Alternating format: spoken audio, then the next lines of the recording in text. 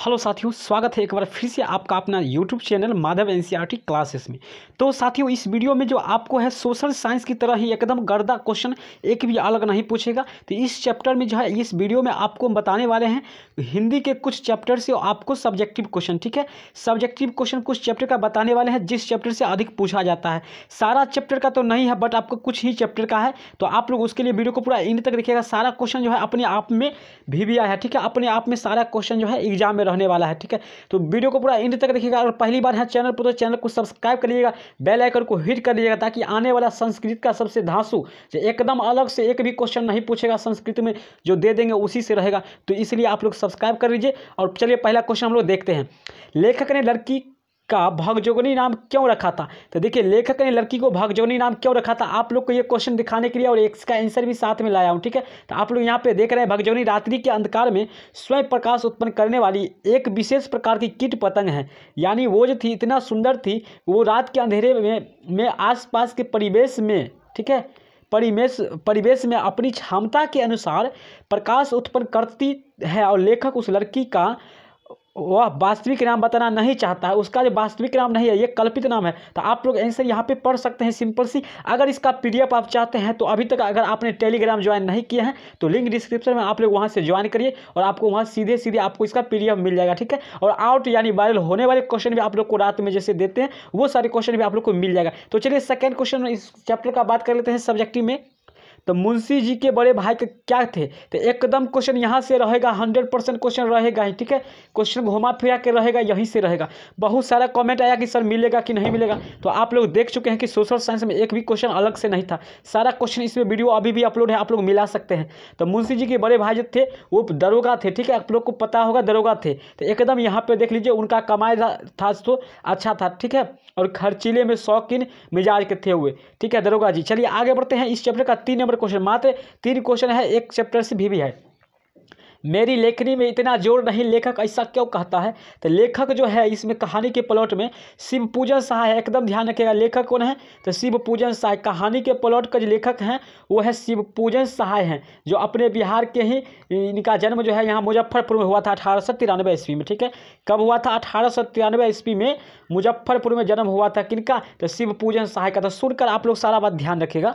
तो 3 नंबर का यहाँ पर क्वेश्चन है, तो मेरी लेखनी में ऐसा क्या है, मतलब ये देखिए 5 नंबर में क्वेश्चन पूछा जाता है, ठीक है, 5 नंबर में। तो यहाँ पे उसका आंसर है, आप लोग पढ़ सकते हैं, वीडियो को रोककर लिख सकते हैं। अगर आप लोग टेलीग्राम ज्वाइन नहीं करना चाहते हैं, नहीं किए हैं तो लिख भी सकते हैं, ठीक है। चलिए सेकंड चैप्टर का हम लोग बात कर लेते हैं, बस कुछ ही चैप्टर का है। मगध की प्राचीन राजधानी का नाम क्या था और वह कहाँ अवस्थित था? तो मगध का जो प्राचीन राजधानी था वो गिरिवर्ज था, राजगिरी था, ठीक है। जो राजगिर में पड़ता है, ठीक है। जो कहाँ पड़ता है? राजगिर में पड़ता है, राजगिरी, ठीक है, राजगिर में, ध्यान रखिएगा। तो यहाँ पे व्यवहार के 5 पर्वतों के मध्य अवस्थित थी। यहाँ पे दिया हुआ है शॉर्ट में पूरा, ठीक है, देख लीजिए। चलिए यहाँ पर ये क्वेश्चन भी काफी इंपोर्टेंट है, ये दोनों क्वेश्चन इस चैप्टर का।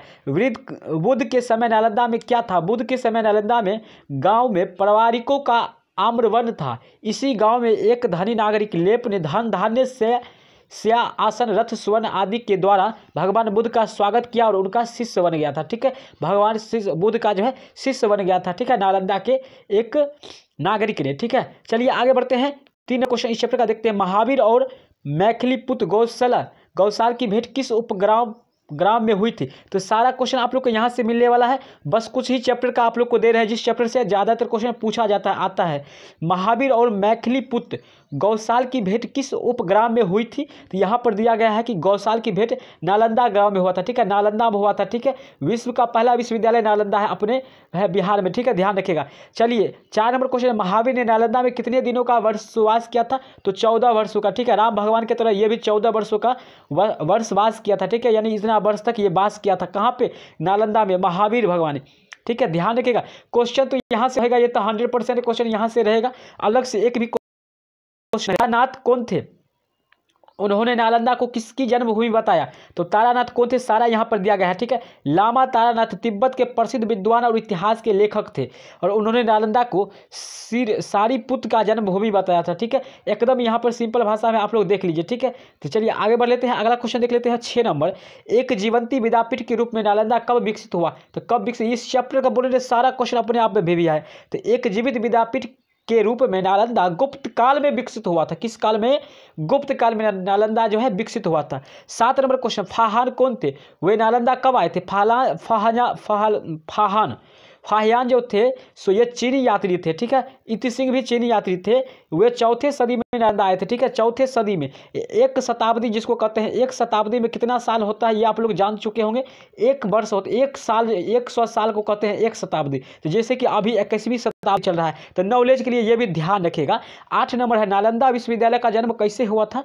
तो नालंदा विश्वविद्यालय का जन्म जो है जनता के उदार दान से हुआ था। सब्जेक्टिव भी क्वेश्चन यहाँ से रहेगा, सॉरी ऑब्जेक्टिव भी। जो सब्जेक्टिव वीडियो पूरा अच्छा से देख लीजिएगा आप लोग, तो सब्जेक्टिव भी आप लोग का बन जाएगा। इसका आरंभ जो है 500 व्यापारियों के दान से हुआ था, ठीक है। इसमें व्यापारी भी दान किए थे, ठीक है, कुछ विद्वान लोग भी दान किए थे। चलिए 9 नंबर क्वेश्चन, नालंदा के कुछ प्रसिद्ध विद्वानों की सूची बनाइए। तो नालंदा के प्रसिद्ध विद्वान थे, देखिए, धर्मपाल, शीलभद्र, ज्ञानचंद्र, प्रभामित्र, अस्थिरमुत्र, गुणमीर्ति, देव विद सिंह, कमलशील, शांति रक्षित, दीपशंकर, श्री ज्ञान अतीश और आर्यभट्ट भी थे जो शून्य का खोज किए थे। चलिए अगला चैप्टर है ग्राम गीत का, ठीक है। उस चैप्टर का भी क्वेश्चन है, जीवन का आरंभ जैसे शेषवा है वैसे ही कला गीत का ग्राम गीत है, लेखक के इस कथन का क्या आशय है? तो यहाँ पर देखिए आप लोग पढ़ सकते हैं। ये जो है 5 नंबर के लिए लक्ष्मी नारायण सुधांशु के द्वारा लिखा गया ग्राम गीत चैप्टर था, ठीक है। तो यहाँ पर ये आप लोग पढ़ सकते हैं, ठीक है। तो यहाँ पे समय नहीं, आप लोग को ऑब्जेक्टिव देने वाले हैं। तो 2 नंबर क्वेश्चन है, मानव जीवन में ग्राम गीतों का क्या महत्व है? तो मानव के जीवन में, हम लोग के जीवन में गीतों का क्या है? गांव वाले गीत। ग्राम गीत का मतलब क्या होता है? ध्यान रखिएगा, गांव के गीत के, ठीक है। गांव के गीत जो है पहले के लोग गाते हैं, अच्छे अच्छे गीत गाते हैं, वही सब गीत का क्या महत्व है? आप लोग सिंपल सी, ये आपको लैंग्वेज टाइप का क्वेश्चन अपने मन से भी लिख सकते हैं ग्रामीण गीत के बारे में। आप लोग अभी के दुनिया में भोजपुरी मत लिखिएगा, भोजपुरी मत बोलिएगा, ठीक है। ग्राम गीत अलग होता है, जिसको कह सकते हैं मैथिली, ठीक है। चलिए, ग्राम गीत हृदय की वाणी है, मस्तिष्क की ध्वनि नहीं। आज से स्पष्ट करिए। 5 नंबर में क्वेश्चन पूछा जाता है, ठीक है। तो यहाँ पर दिया गया है, आप लोग पढ़ सकते हैं, ठीक है, कि ग्राम गीतों की प्रकृति स्त्रीण रही है, पुरुषत्व का आक्रमण उन पर नहीं किया जा सकता, स्त्रियों ने कोमल भावों की ही अभिव्यक्ति की है, ये भाव हृदय में उत्पन्न होते हैं। तो यहाँ पर है। चलिए आगे यहाँ पे लाल पान की बेगम किसके पास है? लाल पान की बेगम किसके पास है? तो रेणु जी के पास है, ठीक है। रेणु जी के पास, यानी फरीश्वरनाथ रेणु के द्वारा लिखा गया है। तो इसमें कह रहा है, बिरजू की माँ को लाल पान की बेगम क्यों कहा गया था? एकदम क्वेश्चन रहने वाली बात है भाई, रहने वाली, एकदम पढ़ लेना है, एकदम पढ़ लेना है, एकदम ध्यान से। बिरजू की माँ क्रोध प्रवृत्ति की है, गाँव में अन्य की अपेक्षा उसकी स्थिति अच्छी है, इसलिए वह किसी नवाब की बेगम की तरह सबको अपने दबाव में रखते हैं, ठीक है, अपने दाव में रखना चाहती है। उसके संबंध में जंगी की पुतोह, ठीक है, जंगी एक व्यक्ति है उसी गांव का, उनकी पुतोह कहती है कि इस हल्ले में लाल पर की बेगम रहती है, जो हमेशा बिजली की बत्ती की तरह हुक जलती है, क्रोध के कारण उसका चेहरा लाल पर की बेगम की तरह दिखती है। तो ये लाल पर की बेगम। चलिए आगे बढ़ते हैं। भारतीय चित्रपट मुख्य फिल्मों से स्वाक फिल्मों तक। तो इस चैप्टर का भी कुछ इंपॉर्टेंट क्वेश्चन है कि भारत में पहली बार सिनेमा कब और कहाँ दिखाया गया था, ठीक है, कहाँ दिखाया गया था भारत में? तो भारत की बात कर रहा था। पहली बार सिनेमा जो है 6 जुलाई 1896 ईस्वी में मुंबई में हुआ था, ठीक है। मुंबई के सिनेमा घरों में दिखाया गया था, ठीक है। और वैसे भी अभी भी मुंबई जो है फिल्म के लिए प्रसिद्ध माना जाता है। तो आप लोग पूरा देख लीजिएगा ध्यान से। 2 नंबर 1897 में पहली बार मुंबई की जनता को रूपहले पर्दे पर कुछ भारतीय दृश्यों देखने को मिला था, उन दृश्यों को लिखे। तो कौन सा दृश्य देखने को मिला था? तो यहाँ पर है कि जनता के रूपहले पर्दे पर कुछ भारतीय दृश्य देखने को मिला, उन दृश्यों में मुंबई की नारली पूर्णिमा अर्थात रक्षाबंधन का त्योहार, दिल्ली के लाल किले, अशोक की लाटपाट आदि कुछ दृश्य था, ठीक है। यानी जो भी होता है, मतलब तीर्थ स्थल जो होते हैं, देखने दर्शनीय स्थल, उस सब का जो है फोटो दिखाया गया था। पहली फिल्म 1897 में जब मुंबई में चला था। कोलकाता में स्टार थिएटर की स्थापना किसने की थी? तो ये भी कुछ इंपॉर्टेंट है, उतना नहीं है। पहली फीचर फिल्म कौन थी? पहली फीचर फिल्म जो थी सो भक्त पुंडलिक थी, ठीक है, फीचर फिल्म, ठीक है, ध्यान रखिएगा। चलिए आगे बढ़ते हैं। भारत की पहली बॉक्स ऑफिस हिट फिल्म किसे कहा जाता है? बॉक्स ऑफिस हिट फिल्म जो हिट हुआ था, तो दादा साहब फाल्के, जिसको क्या कहता है? भारतीय फिल्म का जनक कहा जाता है, ठीक है, ध्यान रखिएगा। चलिए आगे बढ़ते। शुरुआती दौर की फिल्मों को लोग क्या कहते थे? तो शुरुआती दौर के फिल्मों को लोग कहते थे, शुरुआती दौर के फिल्म को वाइस्कोप कहते थे, ठीक है, वाइस्कोप, ठीक है, यहाँ पर ध्यान रखिएगा, वाइस्कोप कहते थे, ठीक है, वाइस्कोप कहा करते थे। चलिए अगला क्वेश्चन देख लेते हैं। अष्टावक्र चैप्टर का इस चित्र के प्रधान पात्र को लेखक ने अष्टावक्र क्यों कहा है? तो एकदम एक भी क्वेश्चन ध्यान रखिएगा तो उसी से सारा क्वेश्चन आप लोग को बन जाएगा। कोठरियाँ कहाँ बनी हुई थी? तो खजांचियों की विशाल अट्टालिका और जाने वाली मार्ग पर अनेक छोटी छोटी अंधेरी और बदबूदार कोठरियाँ बनी हुई थी। ठीक है, एकदम ध्यान रखिएगा, 2 शब्द में आंसर है।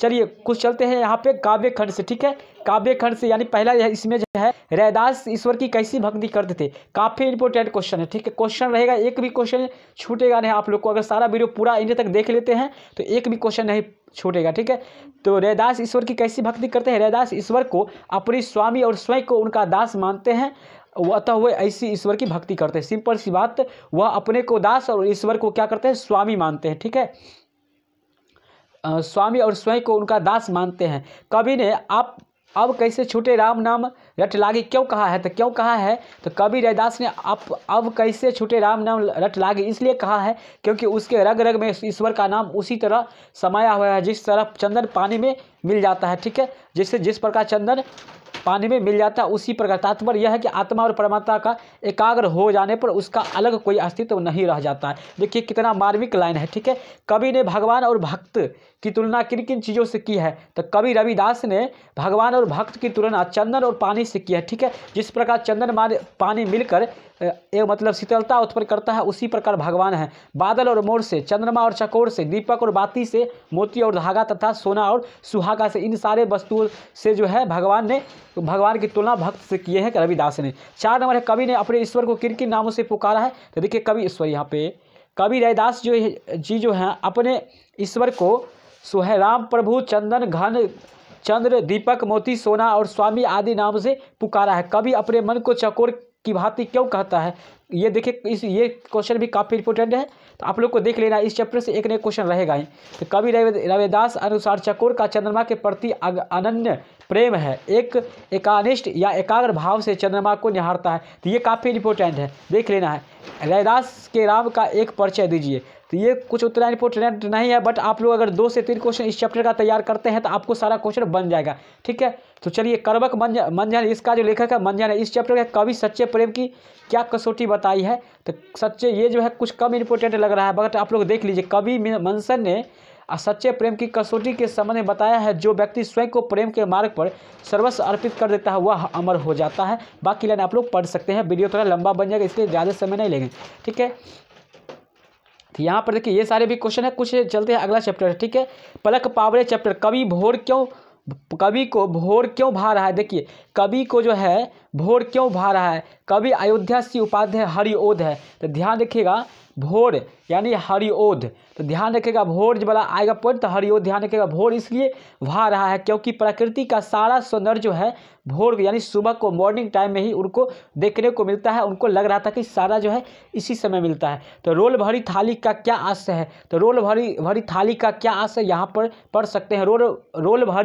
रोली भरी थाली के माध्यम से कवि अयोध्या सी उपाध्याय हरिओध ने प्रकृति के मनोहर चित्र को प्रस्तुत किया है। ठीक है, प्रस्तुत किया है। सूर्योदयकालीन लालिमा आकाश में फैल गई है, उस समय की वह लालिमा ऐसी प्रतीत होती है मानो कि थाली में रोली सजा दी गई है। देखिए कितना मार्मिक है, यानी थाली में जो है सूर्य भगवान सुबह उठते हैं तो उनको लगता है, वो बोल रहे हैं कि आसमान में लगता है आसमान उनका थाली है और उसमें वो रोली यानी रोली की तरह जो है चमक रहे हैं। इस प्रकार से ये जो है अपनी मन की बात जो है एक कहानी के रूप में कविता के रूप में बताए हैं।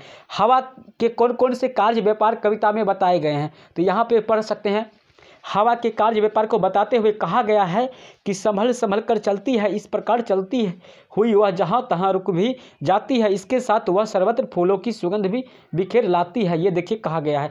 तो चलिए 4 नंबर क्वेश्चन है, सुनहली चादरें कहाँ बिछी हुई है? तो सुनहली या सुनहरा चादर जो है कहाँ बिछा हुआ है? तो तालाबों तथा नदियों में बिछी हुई है, क्योंकि प्रातःकालीन सूर्य की किरणें जब इनके जल पर पड़ती है तो वे सुनहरी चादर जैसी प्रतीत होती है। आप लोग भी मॉर्निंग टाइम में देखे होंगे, जब पोखर आसपास होंगे पोखर नाले, तो उसमें सूर्य भगवान के जब प्रकाश की किरण पड़ते हैं सुबह का, तो लालिमा कैसे देखने में अच्छे सौंदर्य लगते हैं, अच्छे लगते हैं।